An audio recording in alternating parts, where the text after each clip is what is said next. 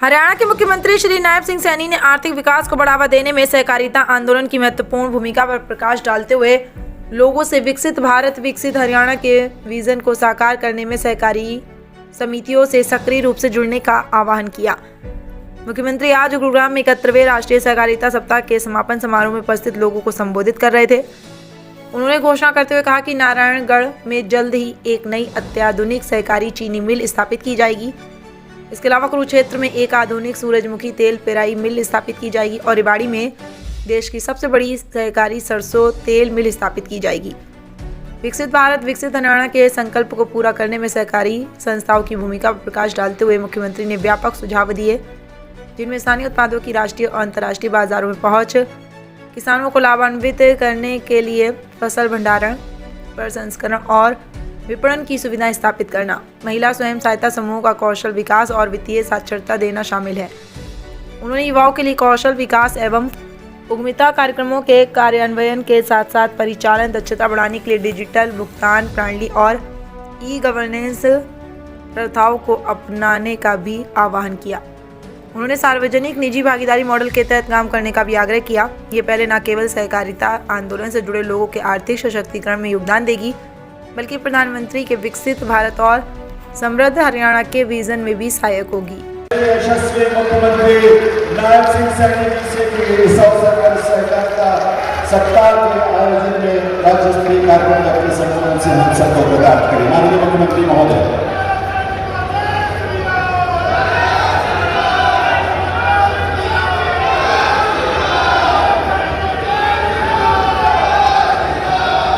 भारत माता की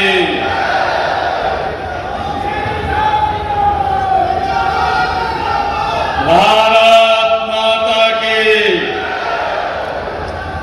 बहुत ही सम्मान के योग हरियाणा सरकार में सहकारिता मंत्री डॉक्टर अरविंद शर्मा जी, हरियाणा सरकार में उद्योग मंत्री राव नरवीर सिंह जी, गुड़गावा से हमारे लोकप्रिय विधायक मुकेश शर्मा जी, सोहना से हमारे विधायक तेजपाल तंवर जी, पटौदी से हमारी विधायिका। सहकारिता राष्ट्रीय सप्ताह जो मनाया जा रहा है, इस 71वें सहकारिता सप्ताह में आप सब आज इस समापन अवसर के ऊपर यहाँ पर पधारे हैं। हरियाणा के कोने कोने से आप लोग यहाँ आए हैं। भारी संख्या में हमारी मातृशक्ति आई है, सभी महानुभाव आए हैं।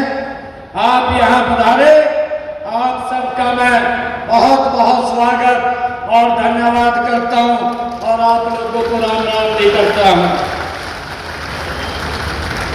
मुझे आज यहाँ राज्य स्तरीय 71वें सप्ताह के समापन समारोह के अवसर पर हरियाणा प्रदेश के सहकार बंधुओं के बीच आकर बड़ा हर्ष का अनुभव हो रहा है। इस अवसर पर आप सभी को शुभकामनाएं देता हूं। वह इतनी बड़ी तादाद में इस समारोह में हिस्सा लेने पर आपका हार्दिक अभिनंदन करता हूं। आप सब जानते हैं कि कृषि एवं ग्रामीण विकास तथा राष्ट्र की अर्थव्यवस्था में सहकारिता का महत्वपूर्ण योगदान है। राष्ट्रीय सहकारी सप्ताह मनाने का उद्देश्य इस योगदान को याद करना और सहकारिता आंदोलन को और तेज गति देना है।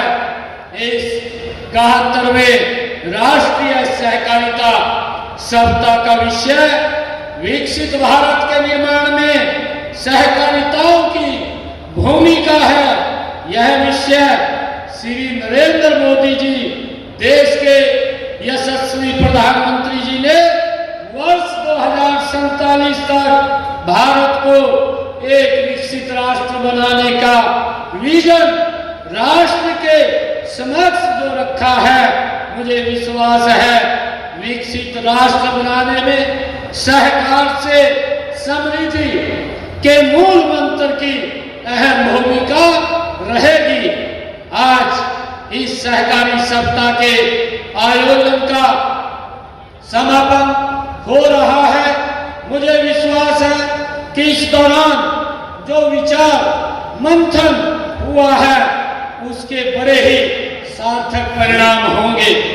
इससे सहकारिता क्षेत्र को एक नई दिशा मिलेगी और सहकार बंधुओं में नए उत्साह का संचार होगा।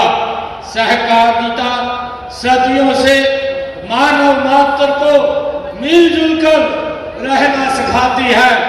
प्राचीन भारत की ग्राम अर्थव्यवस्था में सहकारिता ही काम करती रही है।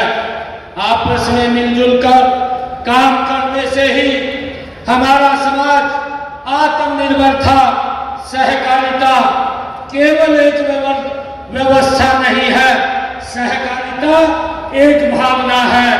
सहकार की यही भावना कई व्यवस्थाओं और संसाधनों की सीमाओं से परे आश्चर्यजनक परिणाम देती है।